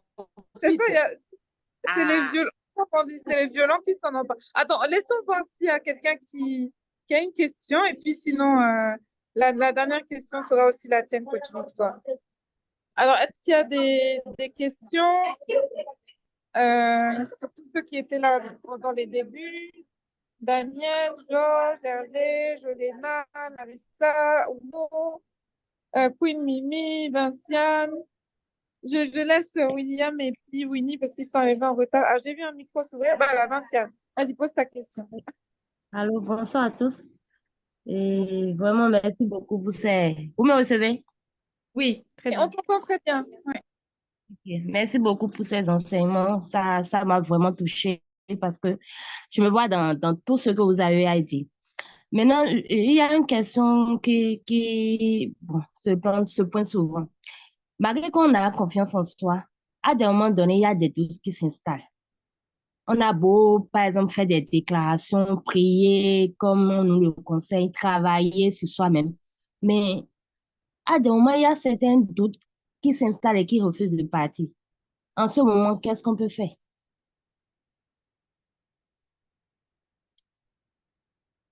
Merci, Vincent. Coach Amina, je te laisse commencer. C'est une très, très bonne question. Et comme l'a dit Prince tout à l'heure, en fait, les personnes, en fait, comment dire, je parle souvent de fantasme, en fait, dans tout ce qu'on est en train de faire. Et on se dit, en fait, que une fois qu'on a travaillé quelque chose, ça ne va jamais revenir. En fait, on va le supprimer. Mais non, c'est bien que le doute soit là. Parce que quand le doute est là, c'est pour vous amener à grandir. Parce que quand vous faites un travail sur vous, par exemple, et que vous prenez le premier escalier, quand vous allez faire le premier escalier, vous allez avoir en fait tout le lot des doutes, des peurs, à nouveau Et plus vous grandissez, et plus ces peurs-là vont aussi grandir. Et maintenant, c'est votre capacité, c'est l'entraînement à vivre avec toutes ces peurs qui vont vous faire en fait le gérer différemment. Et donc, ce que j'ai envie de dire aux personnes, pensez que vous allez, par exemple, supprimer les doutes. Par exemple, si j'ai travaillé, peut-être je vais venir dire, oh, mais j'ai déjà travaillé ma confiance en moi, ça veut dire tout le temps j'aurai confiance en moi. Non, non, au contraire. Au contraire, quand tu fais un travail de confiance, tu fais un travail, par exemple, pour avoir confiance en toi, il y aura des moments où tu auras confiance en toi, il y aura des moments où tu n'auras pas confiance en toi. Et c'est ce que Prince disait tout à l'heure. Même avant de venir ici, j'ai eu peur. Et je me disais, qu'est-ce que je vais leur raconter? Et donc, c'est normal, en fait. Ce que j'ai envie de dire aux personnes qui sont connectées avec nous, c'est normal d'avoir peur. C'est normal d'avoir des doutes. On est des humains. C'est maintenant, c'est notre capacité à les gérer. La plupart du temps, les gens ont envie de les supprimer. Les gens ont envie que ça n'existe plus. Mais ça, c'est de l'utopie, c'est du pur fantasme. C'est juste de vous dire, il y aura des moments où je serai en confiance, il y aura des moments où je n'aurai pas confiance, il y aura des moments où j'aurai des doutes, il y aura des moments où j'aurai la clarté. Et quand vous arrivez à jouer en fait avec les deux pôles, quand vous choisissez la voie du milieu, ça veut dire d'être conscient que le doute existe, la clarté existe, le noir existe, le blanc existe. Une fois de plus, je reviens sur cette notion d'équilibre en fait, parce que c'est quelque chose qui est très important, c'est de se dire, les deux existent et je vais avancer avec les deux. C'est comme si on disait danser avec le vent et la pluie. Il pleut et tout, mais je trouve un moyen de continuer à avancer avec. Donc, quand on a des doutes, ne pas avoir peur, comprendre c'est quoi le message de ce doute. Qu'est-ce que ce doute m'amène à faire?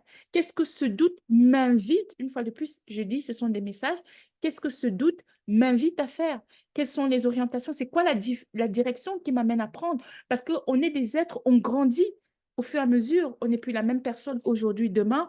Après ce live, j'aurai appris plein de choses et demain, je ne vais plus m'exprimer de la même manière. Et donc, qu'est-ce qui va se passer? Je vais de nouveau sortir en fait de ma zone de confort et là, le cerveau va commencer à me dire, oh Amina, comme tu as appris des nouvelles choses, peut-être il va commencer à clignoter. En quoi ça me fait grandir?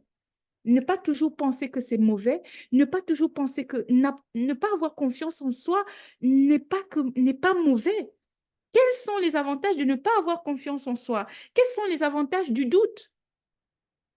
Et vous allez commencer donc à reconsidérer en fait les notions et vous allez vous rendre compte que dans chaque chose qui se passe toujours, il y a les avantages et les inconvénients. Tirez parti, en fait, de tout ce que vous pouvez expérimenter. Tirez parti, en fait, de toutes vos expériences et vous allez vous rendre compte que c'est ça qui vous amène à grandir. Parce que si tout le temps, vous êtes toujours vous-même, vous êtes toujours dans ce confort, dans ce truc, comme on disait depuis le début, comment vous allez grandir? Comment vous allez apprendre de nouvelles choses? Comment vous allez vous motiver pour sortir? Comment donc, c'est vraiment ça, quoi. Prendre conscience que c'est pas toujours mauvais et ne pas chercher à supprimer, mais de voir comment ça peut nous aider à avancer. C'est Ok, c'est ce que vraiment, vous disiez merci beaucoup. au début. On a peur, mais on fait les choses quand même. Ou on doute, mais on avance quand même. On Alors, doute, coach on pense avance. chose, voilà, quelque chose à ajouter. Et puis, je crois que oui, Mimi avait une question et puis on va s'arrêter là. Voilà. Bah, Oui. vraiment, je sais pas quoi ajouter parce que elle a déjà tout dit. Il faudrait qu'on puisse revoir déjà le titre de cet atelier. On a parlé de briser nos peurs. On n'a pas parlé d'éliminer nos peurs ou de supprimer nos peurs.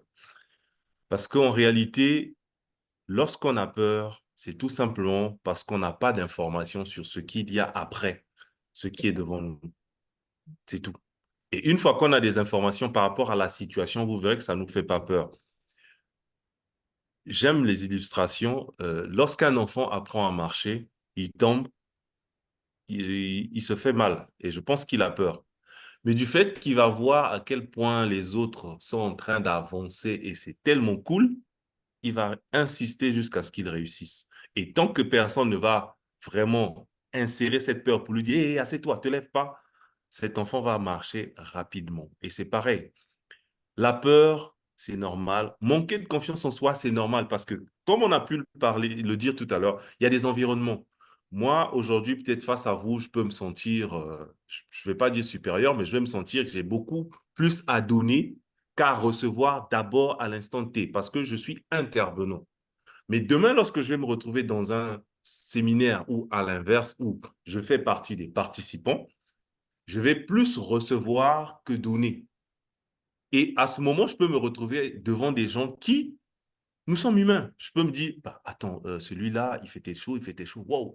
Est-ce que moi, je peux dire quelque chose qui peut l'aider? Ça nous arrive. Et c'est humain. Comme a pu le dire coach Amina, c'est de ne pas s'attarder sur ça, se dire que oh, comment je peux avoir encore des doutes alors que j'ai travaillé sur mes doutes, sûrement la formation n'a pas marché. Non. Au contraire, plus tu deviens éveillé, plus tu vas te rendre compte que tu as beaucoup de doutes, que tu as beaucoup de choses sur lesquelles travailler. Et travailler sur soi, c'est un travail qu'il faut faire jusqu'à ce que l'on quitte cette terre. Ça ne s'arrête jamais. On grandit, on vieillit, on découvre de nouvelles choses, même sur les mêmes notions. Sur la confiance en soi, demain, tu peux apprendre d'autres aspects de la confiance en soi dont tu ignorais complètement. Et il faut jamais, jamais se laisser abattre. Le doute, la confiance, manque de confiance en soi, ça viendra, mais il faut toujours se dire que moi, mon objectif, c'est de passer derrière ce manquement, derrière ce doute. Merci. Merci, coach France. Oui, Mimi, ta question et puis on va se quitter.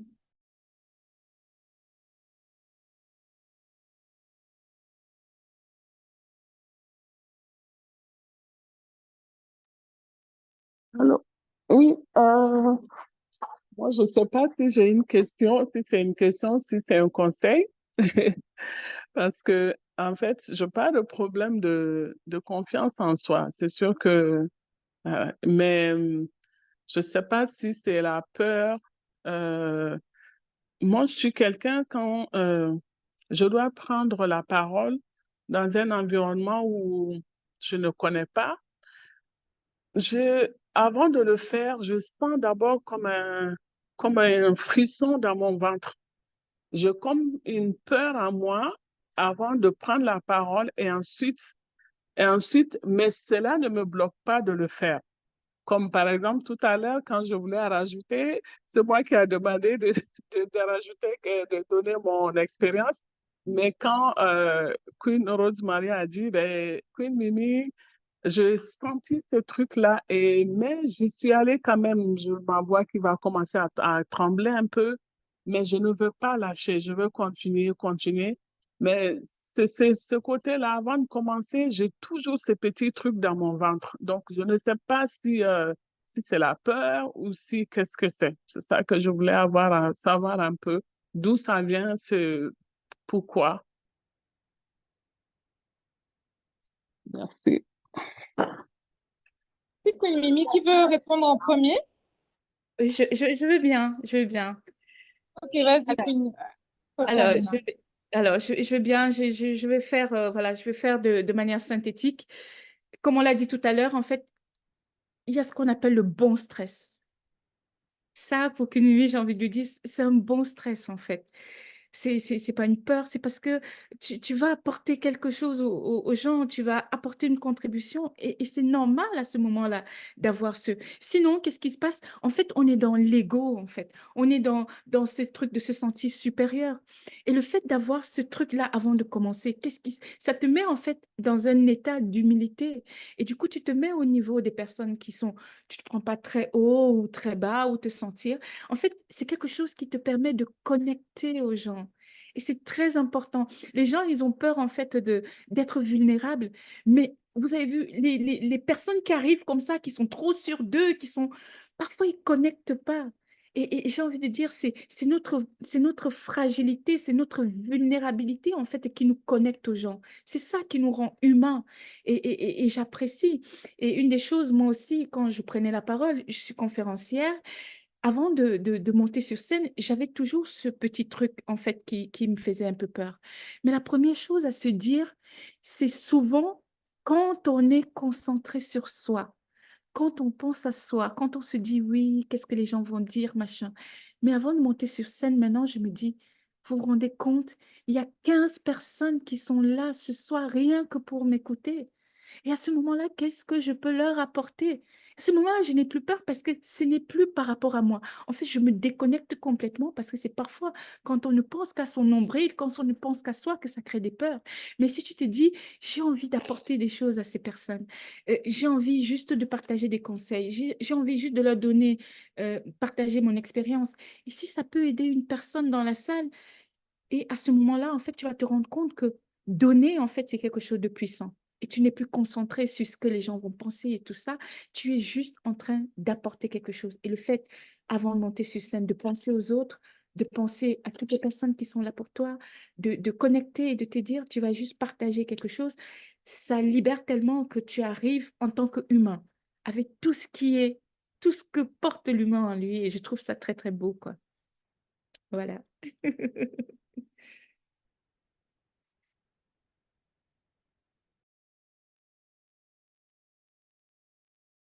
Ah, qu'ajouter par rapport à ça, c'est une sensation normale et il faut même pas.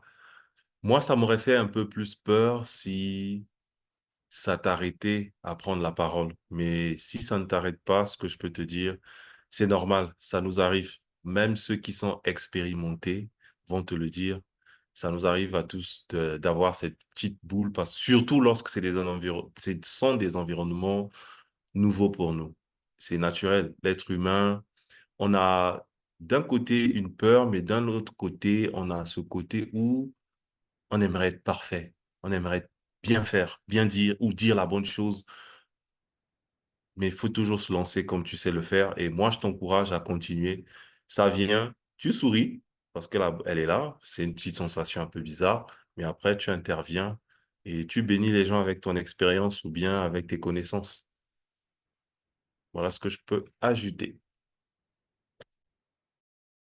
Alors, merci beaucoup à tous les deux pour tous ces conseils, ces recommandations, ces enseignements. N'oubliez pas, hein, les uns et les autres, la peur est un sentiment et c'est un sentiment qui est naturel en fait, comme le stress, comme voilà. Donc, on n'est pas, même si vous avez fait beaucoup de développement personnel, même si vous priez beaucoup, même si ça n'enlève pas le fait qu'on est humain. Et on a rappelez, même Jésus, quand il a eu à affronter la croix, même lui, il a eu peur, il a sué tellement il était angoissé il a transpiré du sang. Et c'est Jésus lui-même, le Fils de Dieu. Donc, c'est pas nous autres là qui n'allons pas avoir peur. Donc, voilà, la peur, c'est naturel, mais le tout, c'est de ne pas la laisser nous envahir au point de nous paralyser. Voilà. Donc, merci à tous pour d'avoir été là. Merci encore une fois aux coachs pour leur contribution. Alors, je vous ai mis dans le chat les liens des pages Facebook de la coach Amina et puis du coach Prince, ainsi que les liens de leurs livres sur Amazon. Donc, alors je rappelle les titres des livres des uns et des autres. Donc, coach Amina a écrit un livre qui s'appelle 111 jours, un chemin pour se déconnecter, se libérer et découvrir sa mission de vie avec la numérologie. Le coach Prince a écrit un livre sur la voie pour l'indépendance financière, ce que tu dois faire pour ne plus stresser pour de l'argent. Voilà. Et puis, vous pouvez les retrouver sur Facebook. Alors, et l'un et l'autre, peut-être vous pouvez nous dire, à part Facebook, quelles sont peut-être les plateformes où on peut vous retrouver, ou bien s'il y a des conférences où vous allez participer, on peut vous retrouver aussi prochainement.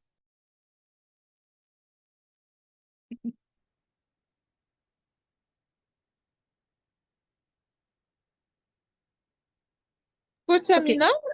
Ouais. J'attendais principal et donc du coup, je disais OK.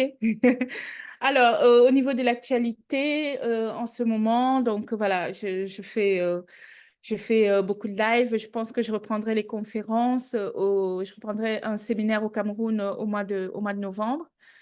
Donc voilà pour l'actualité.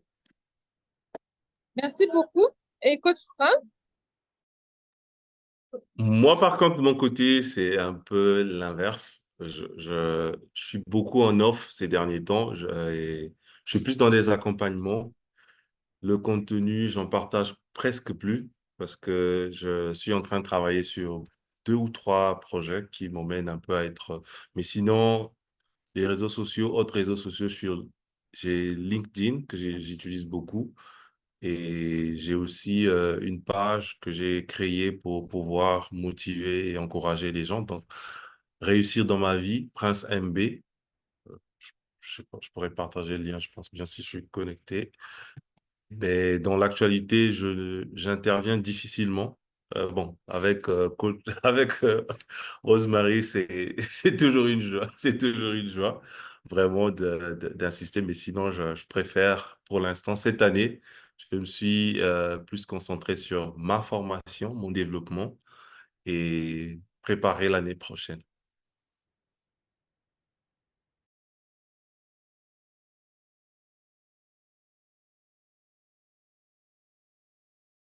Merci beaucoup. Alors, j'étais en train d'aller récupérer le lien de la page Réussir dans ma vie. Voilà. Elle est là dans le chat. Donc, vous avez le lien de la page Réussir dans ma vie. Merci encore une fois à tous nos coachs et à vous tous pour avoir été présents. Comme d'habitude, vous aurez le replay avec également les liens des pages, des sites web, pages Facebook, pages LinkedIn, etc. Des différents coachs pour pouvoir se connecter avec eux. Et bien sûr, les liens des livres. On a parlé de la lecture pendant le live, donc il faut lire des livres. Voilà. Soyez bénis. Merci beaucoup à tous et bonne soirée. Merci et bonne soirée à vous aussi. Excellente soirée. À bientôt. Merci pour tout. Merci, soyez bénis. Un grand merci à tous, au coach. Merci Queen Rosemary d'avoir toujours nous gâtés. Bonne Complètement, soyez soirée bénis. tout le monde. Bonne soirée à tout le monde.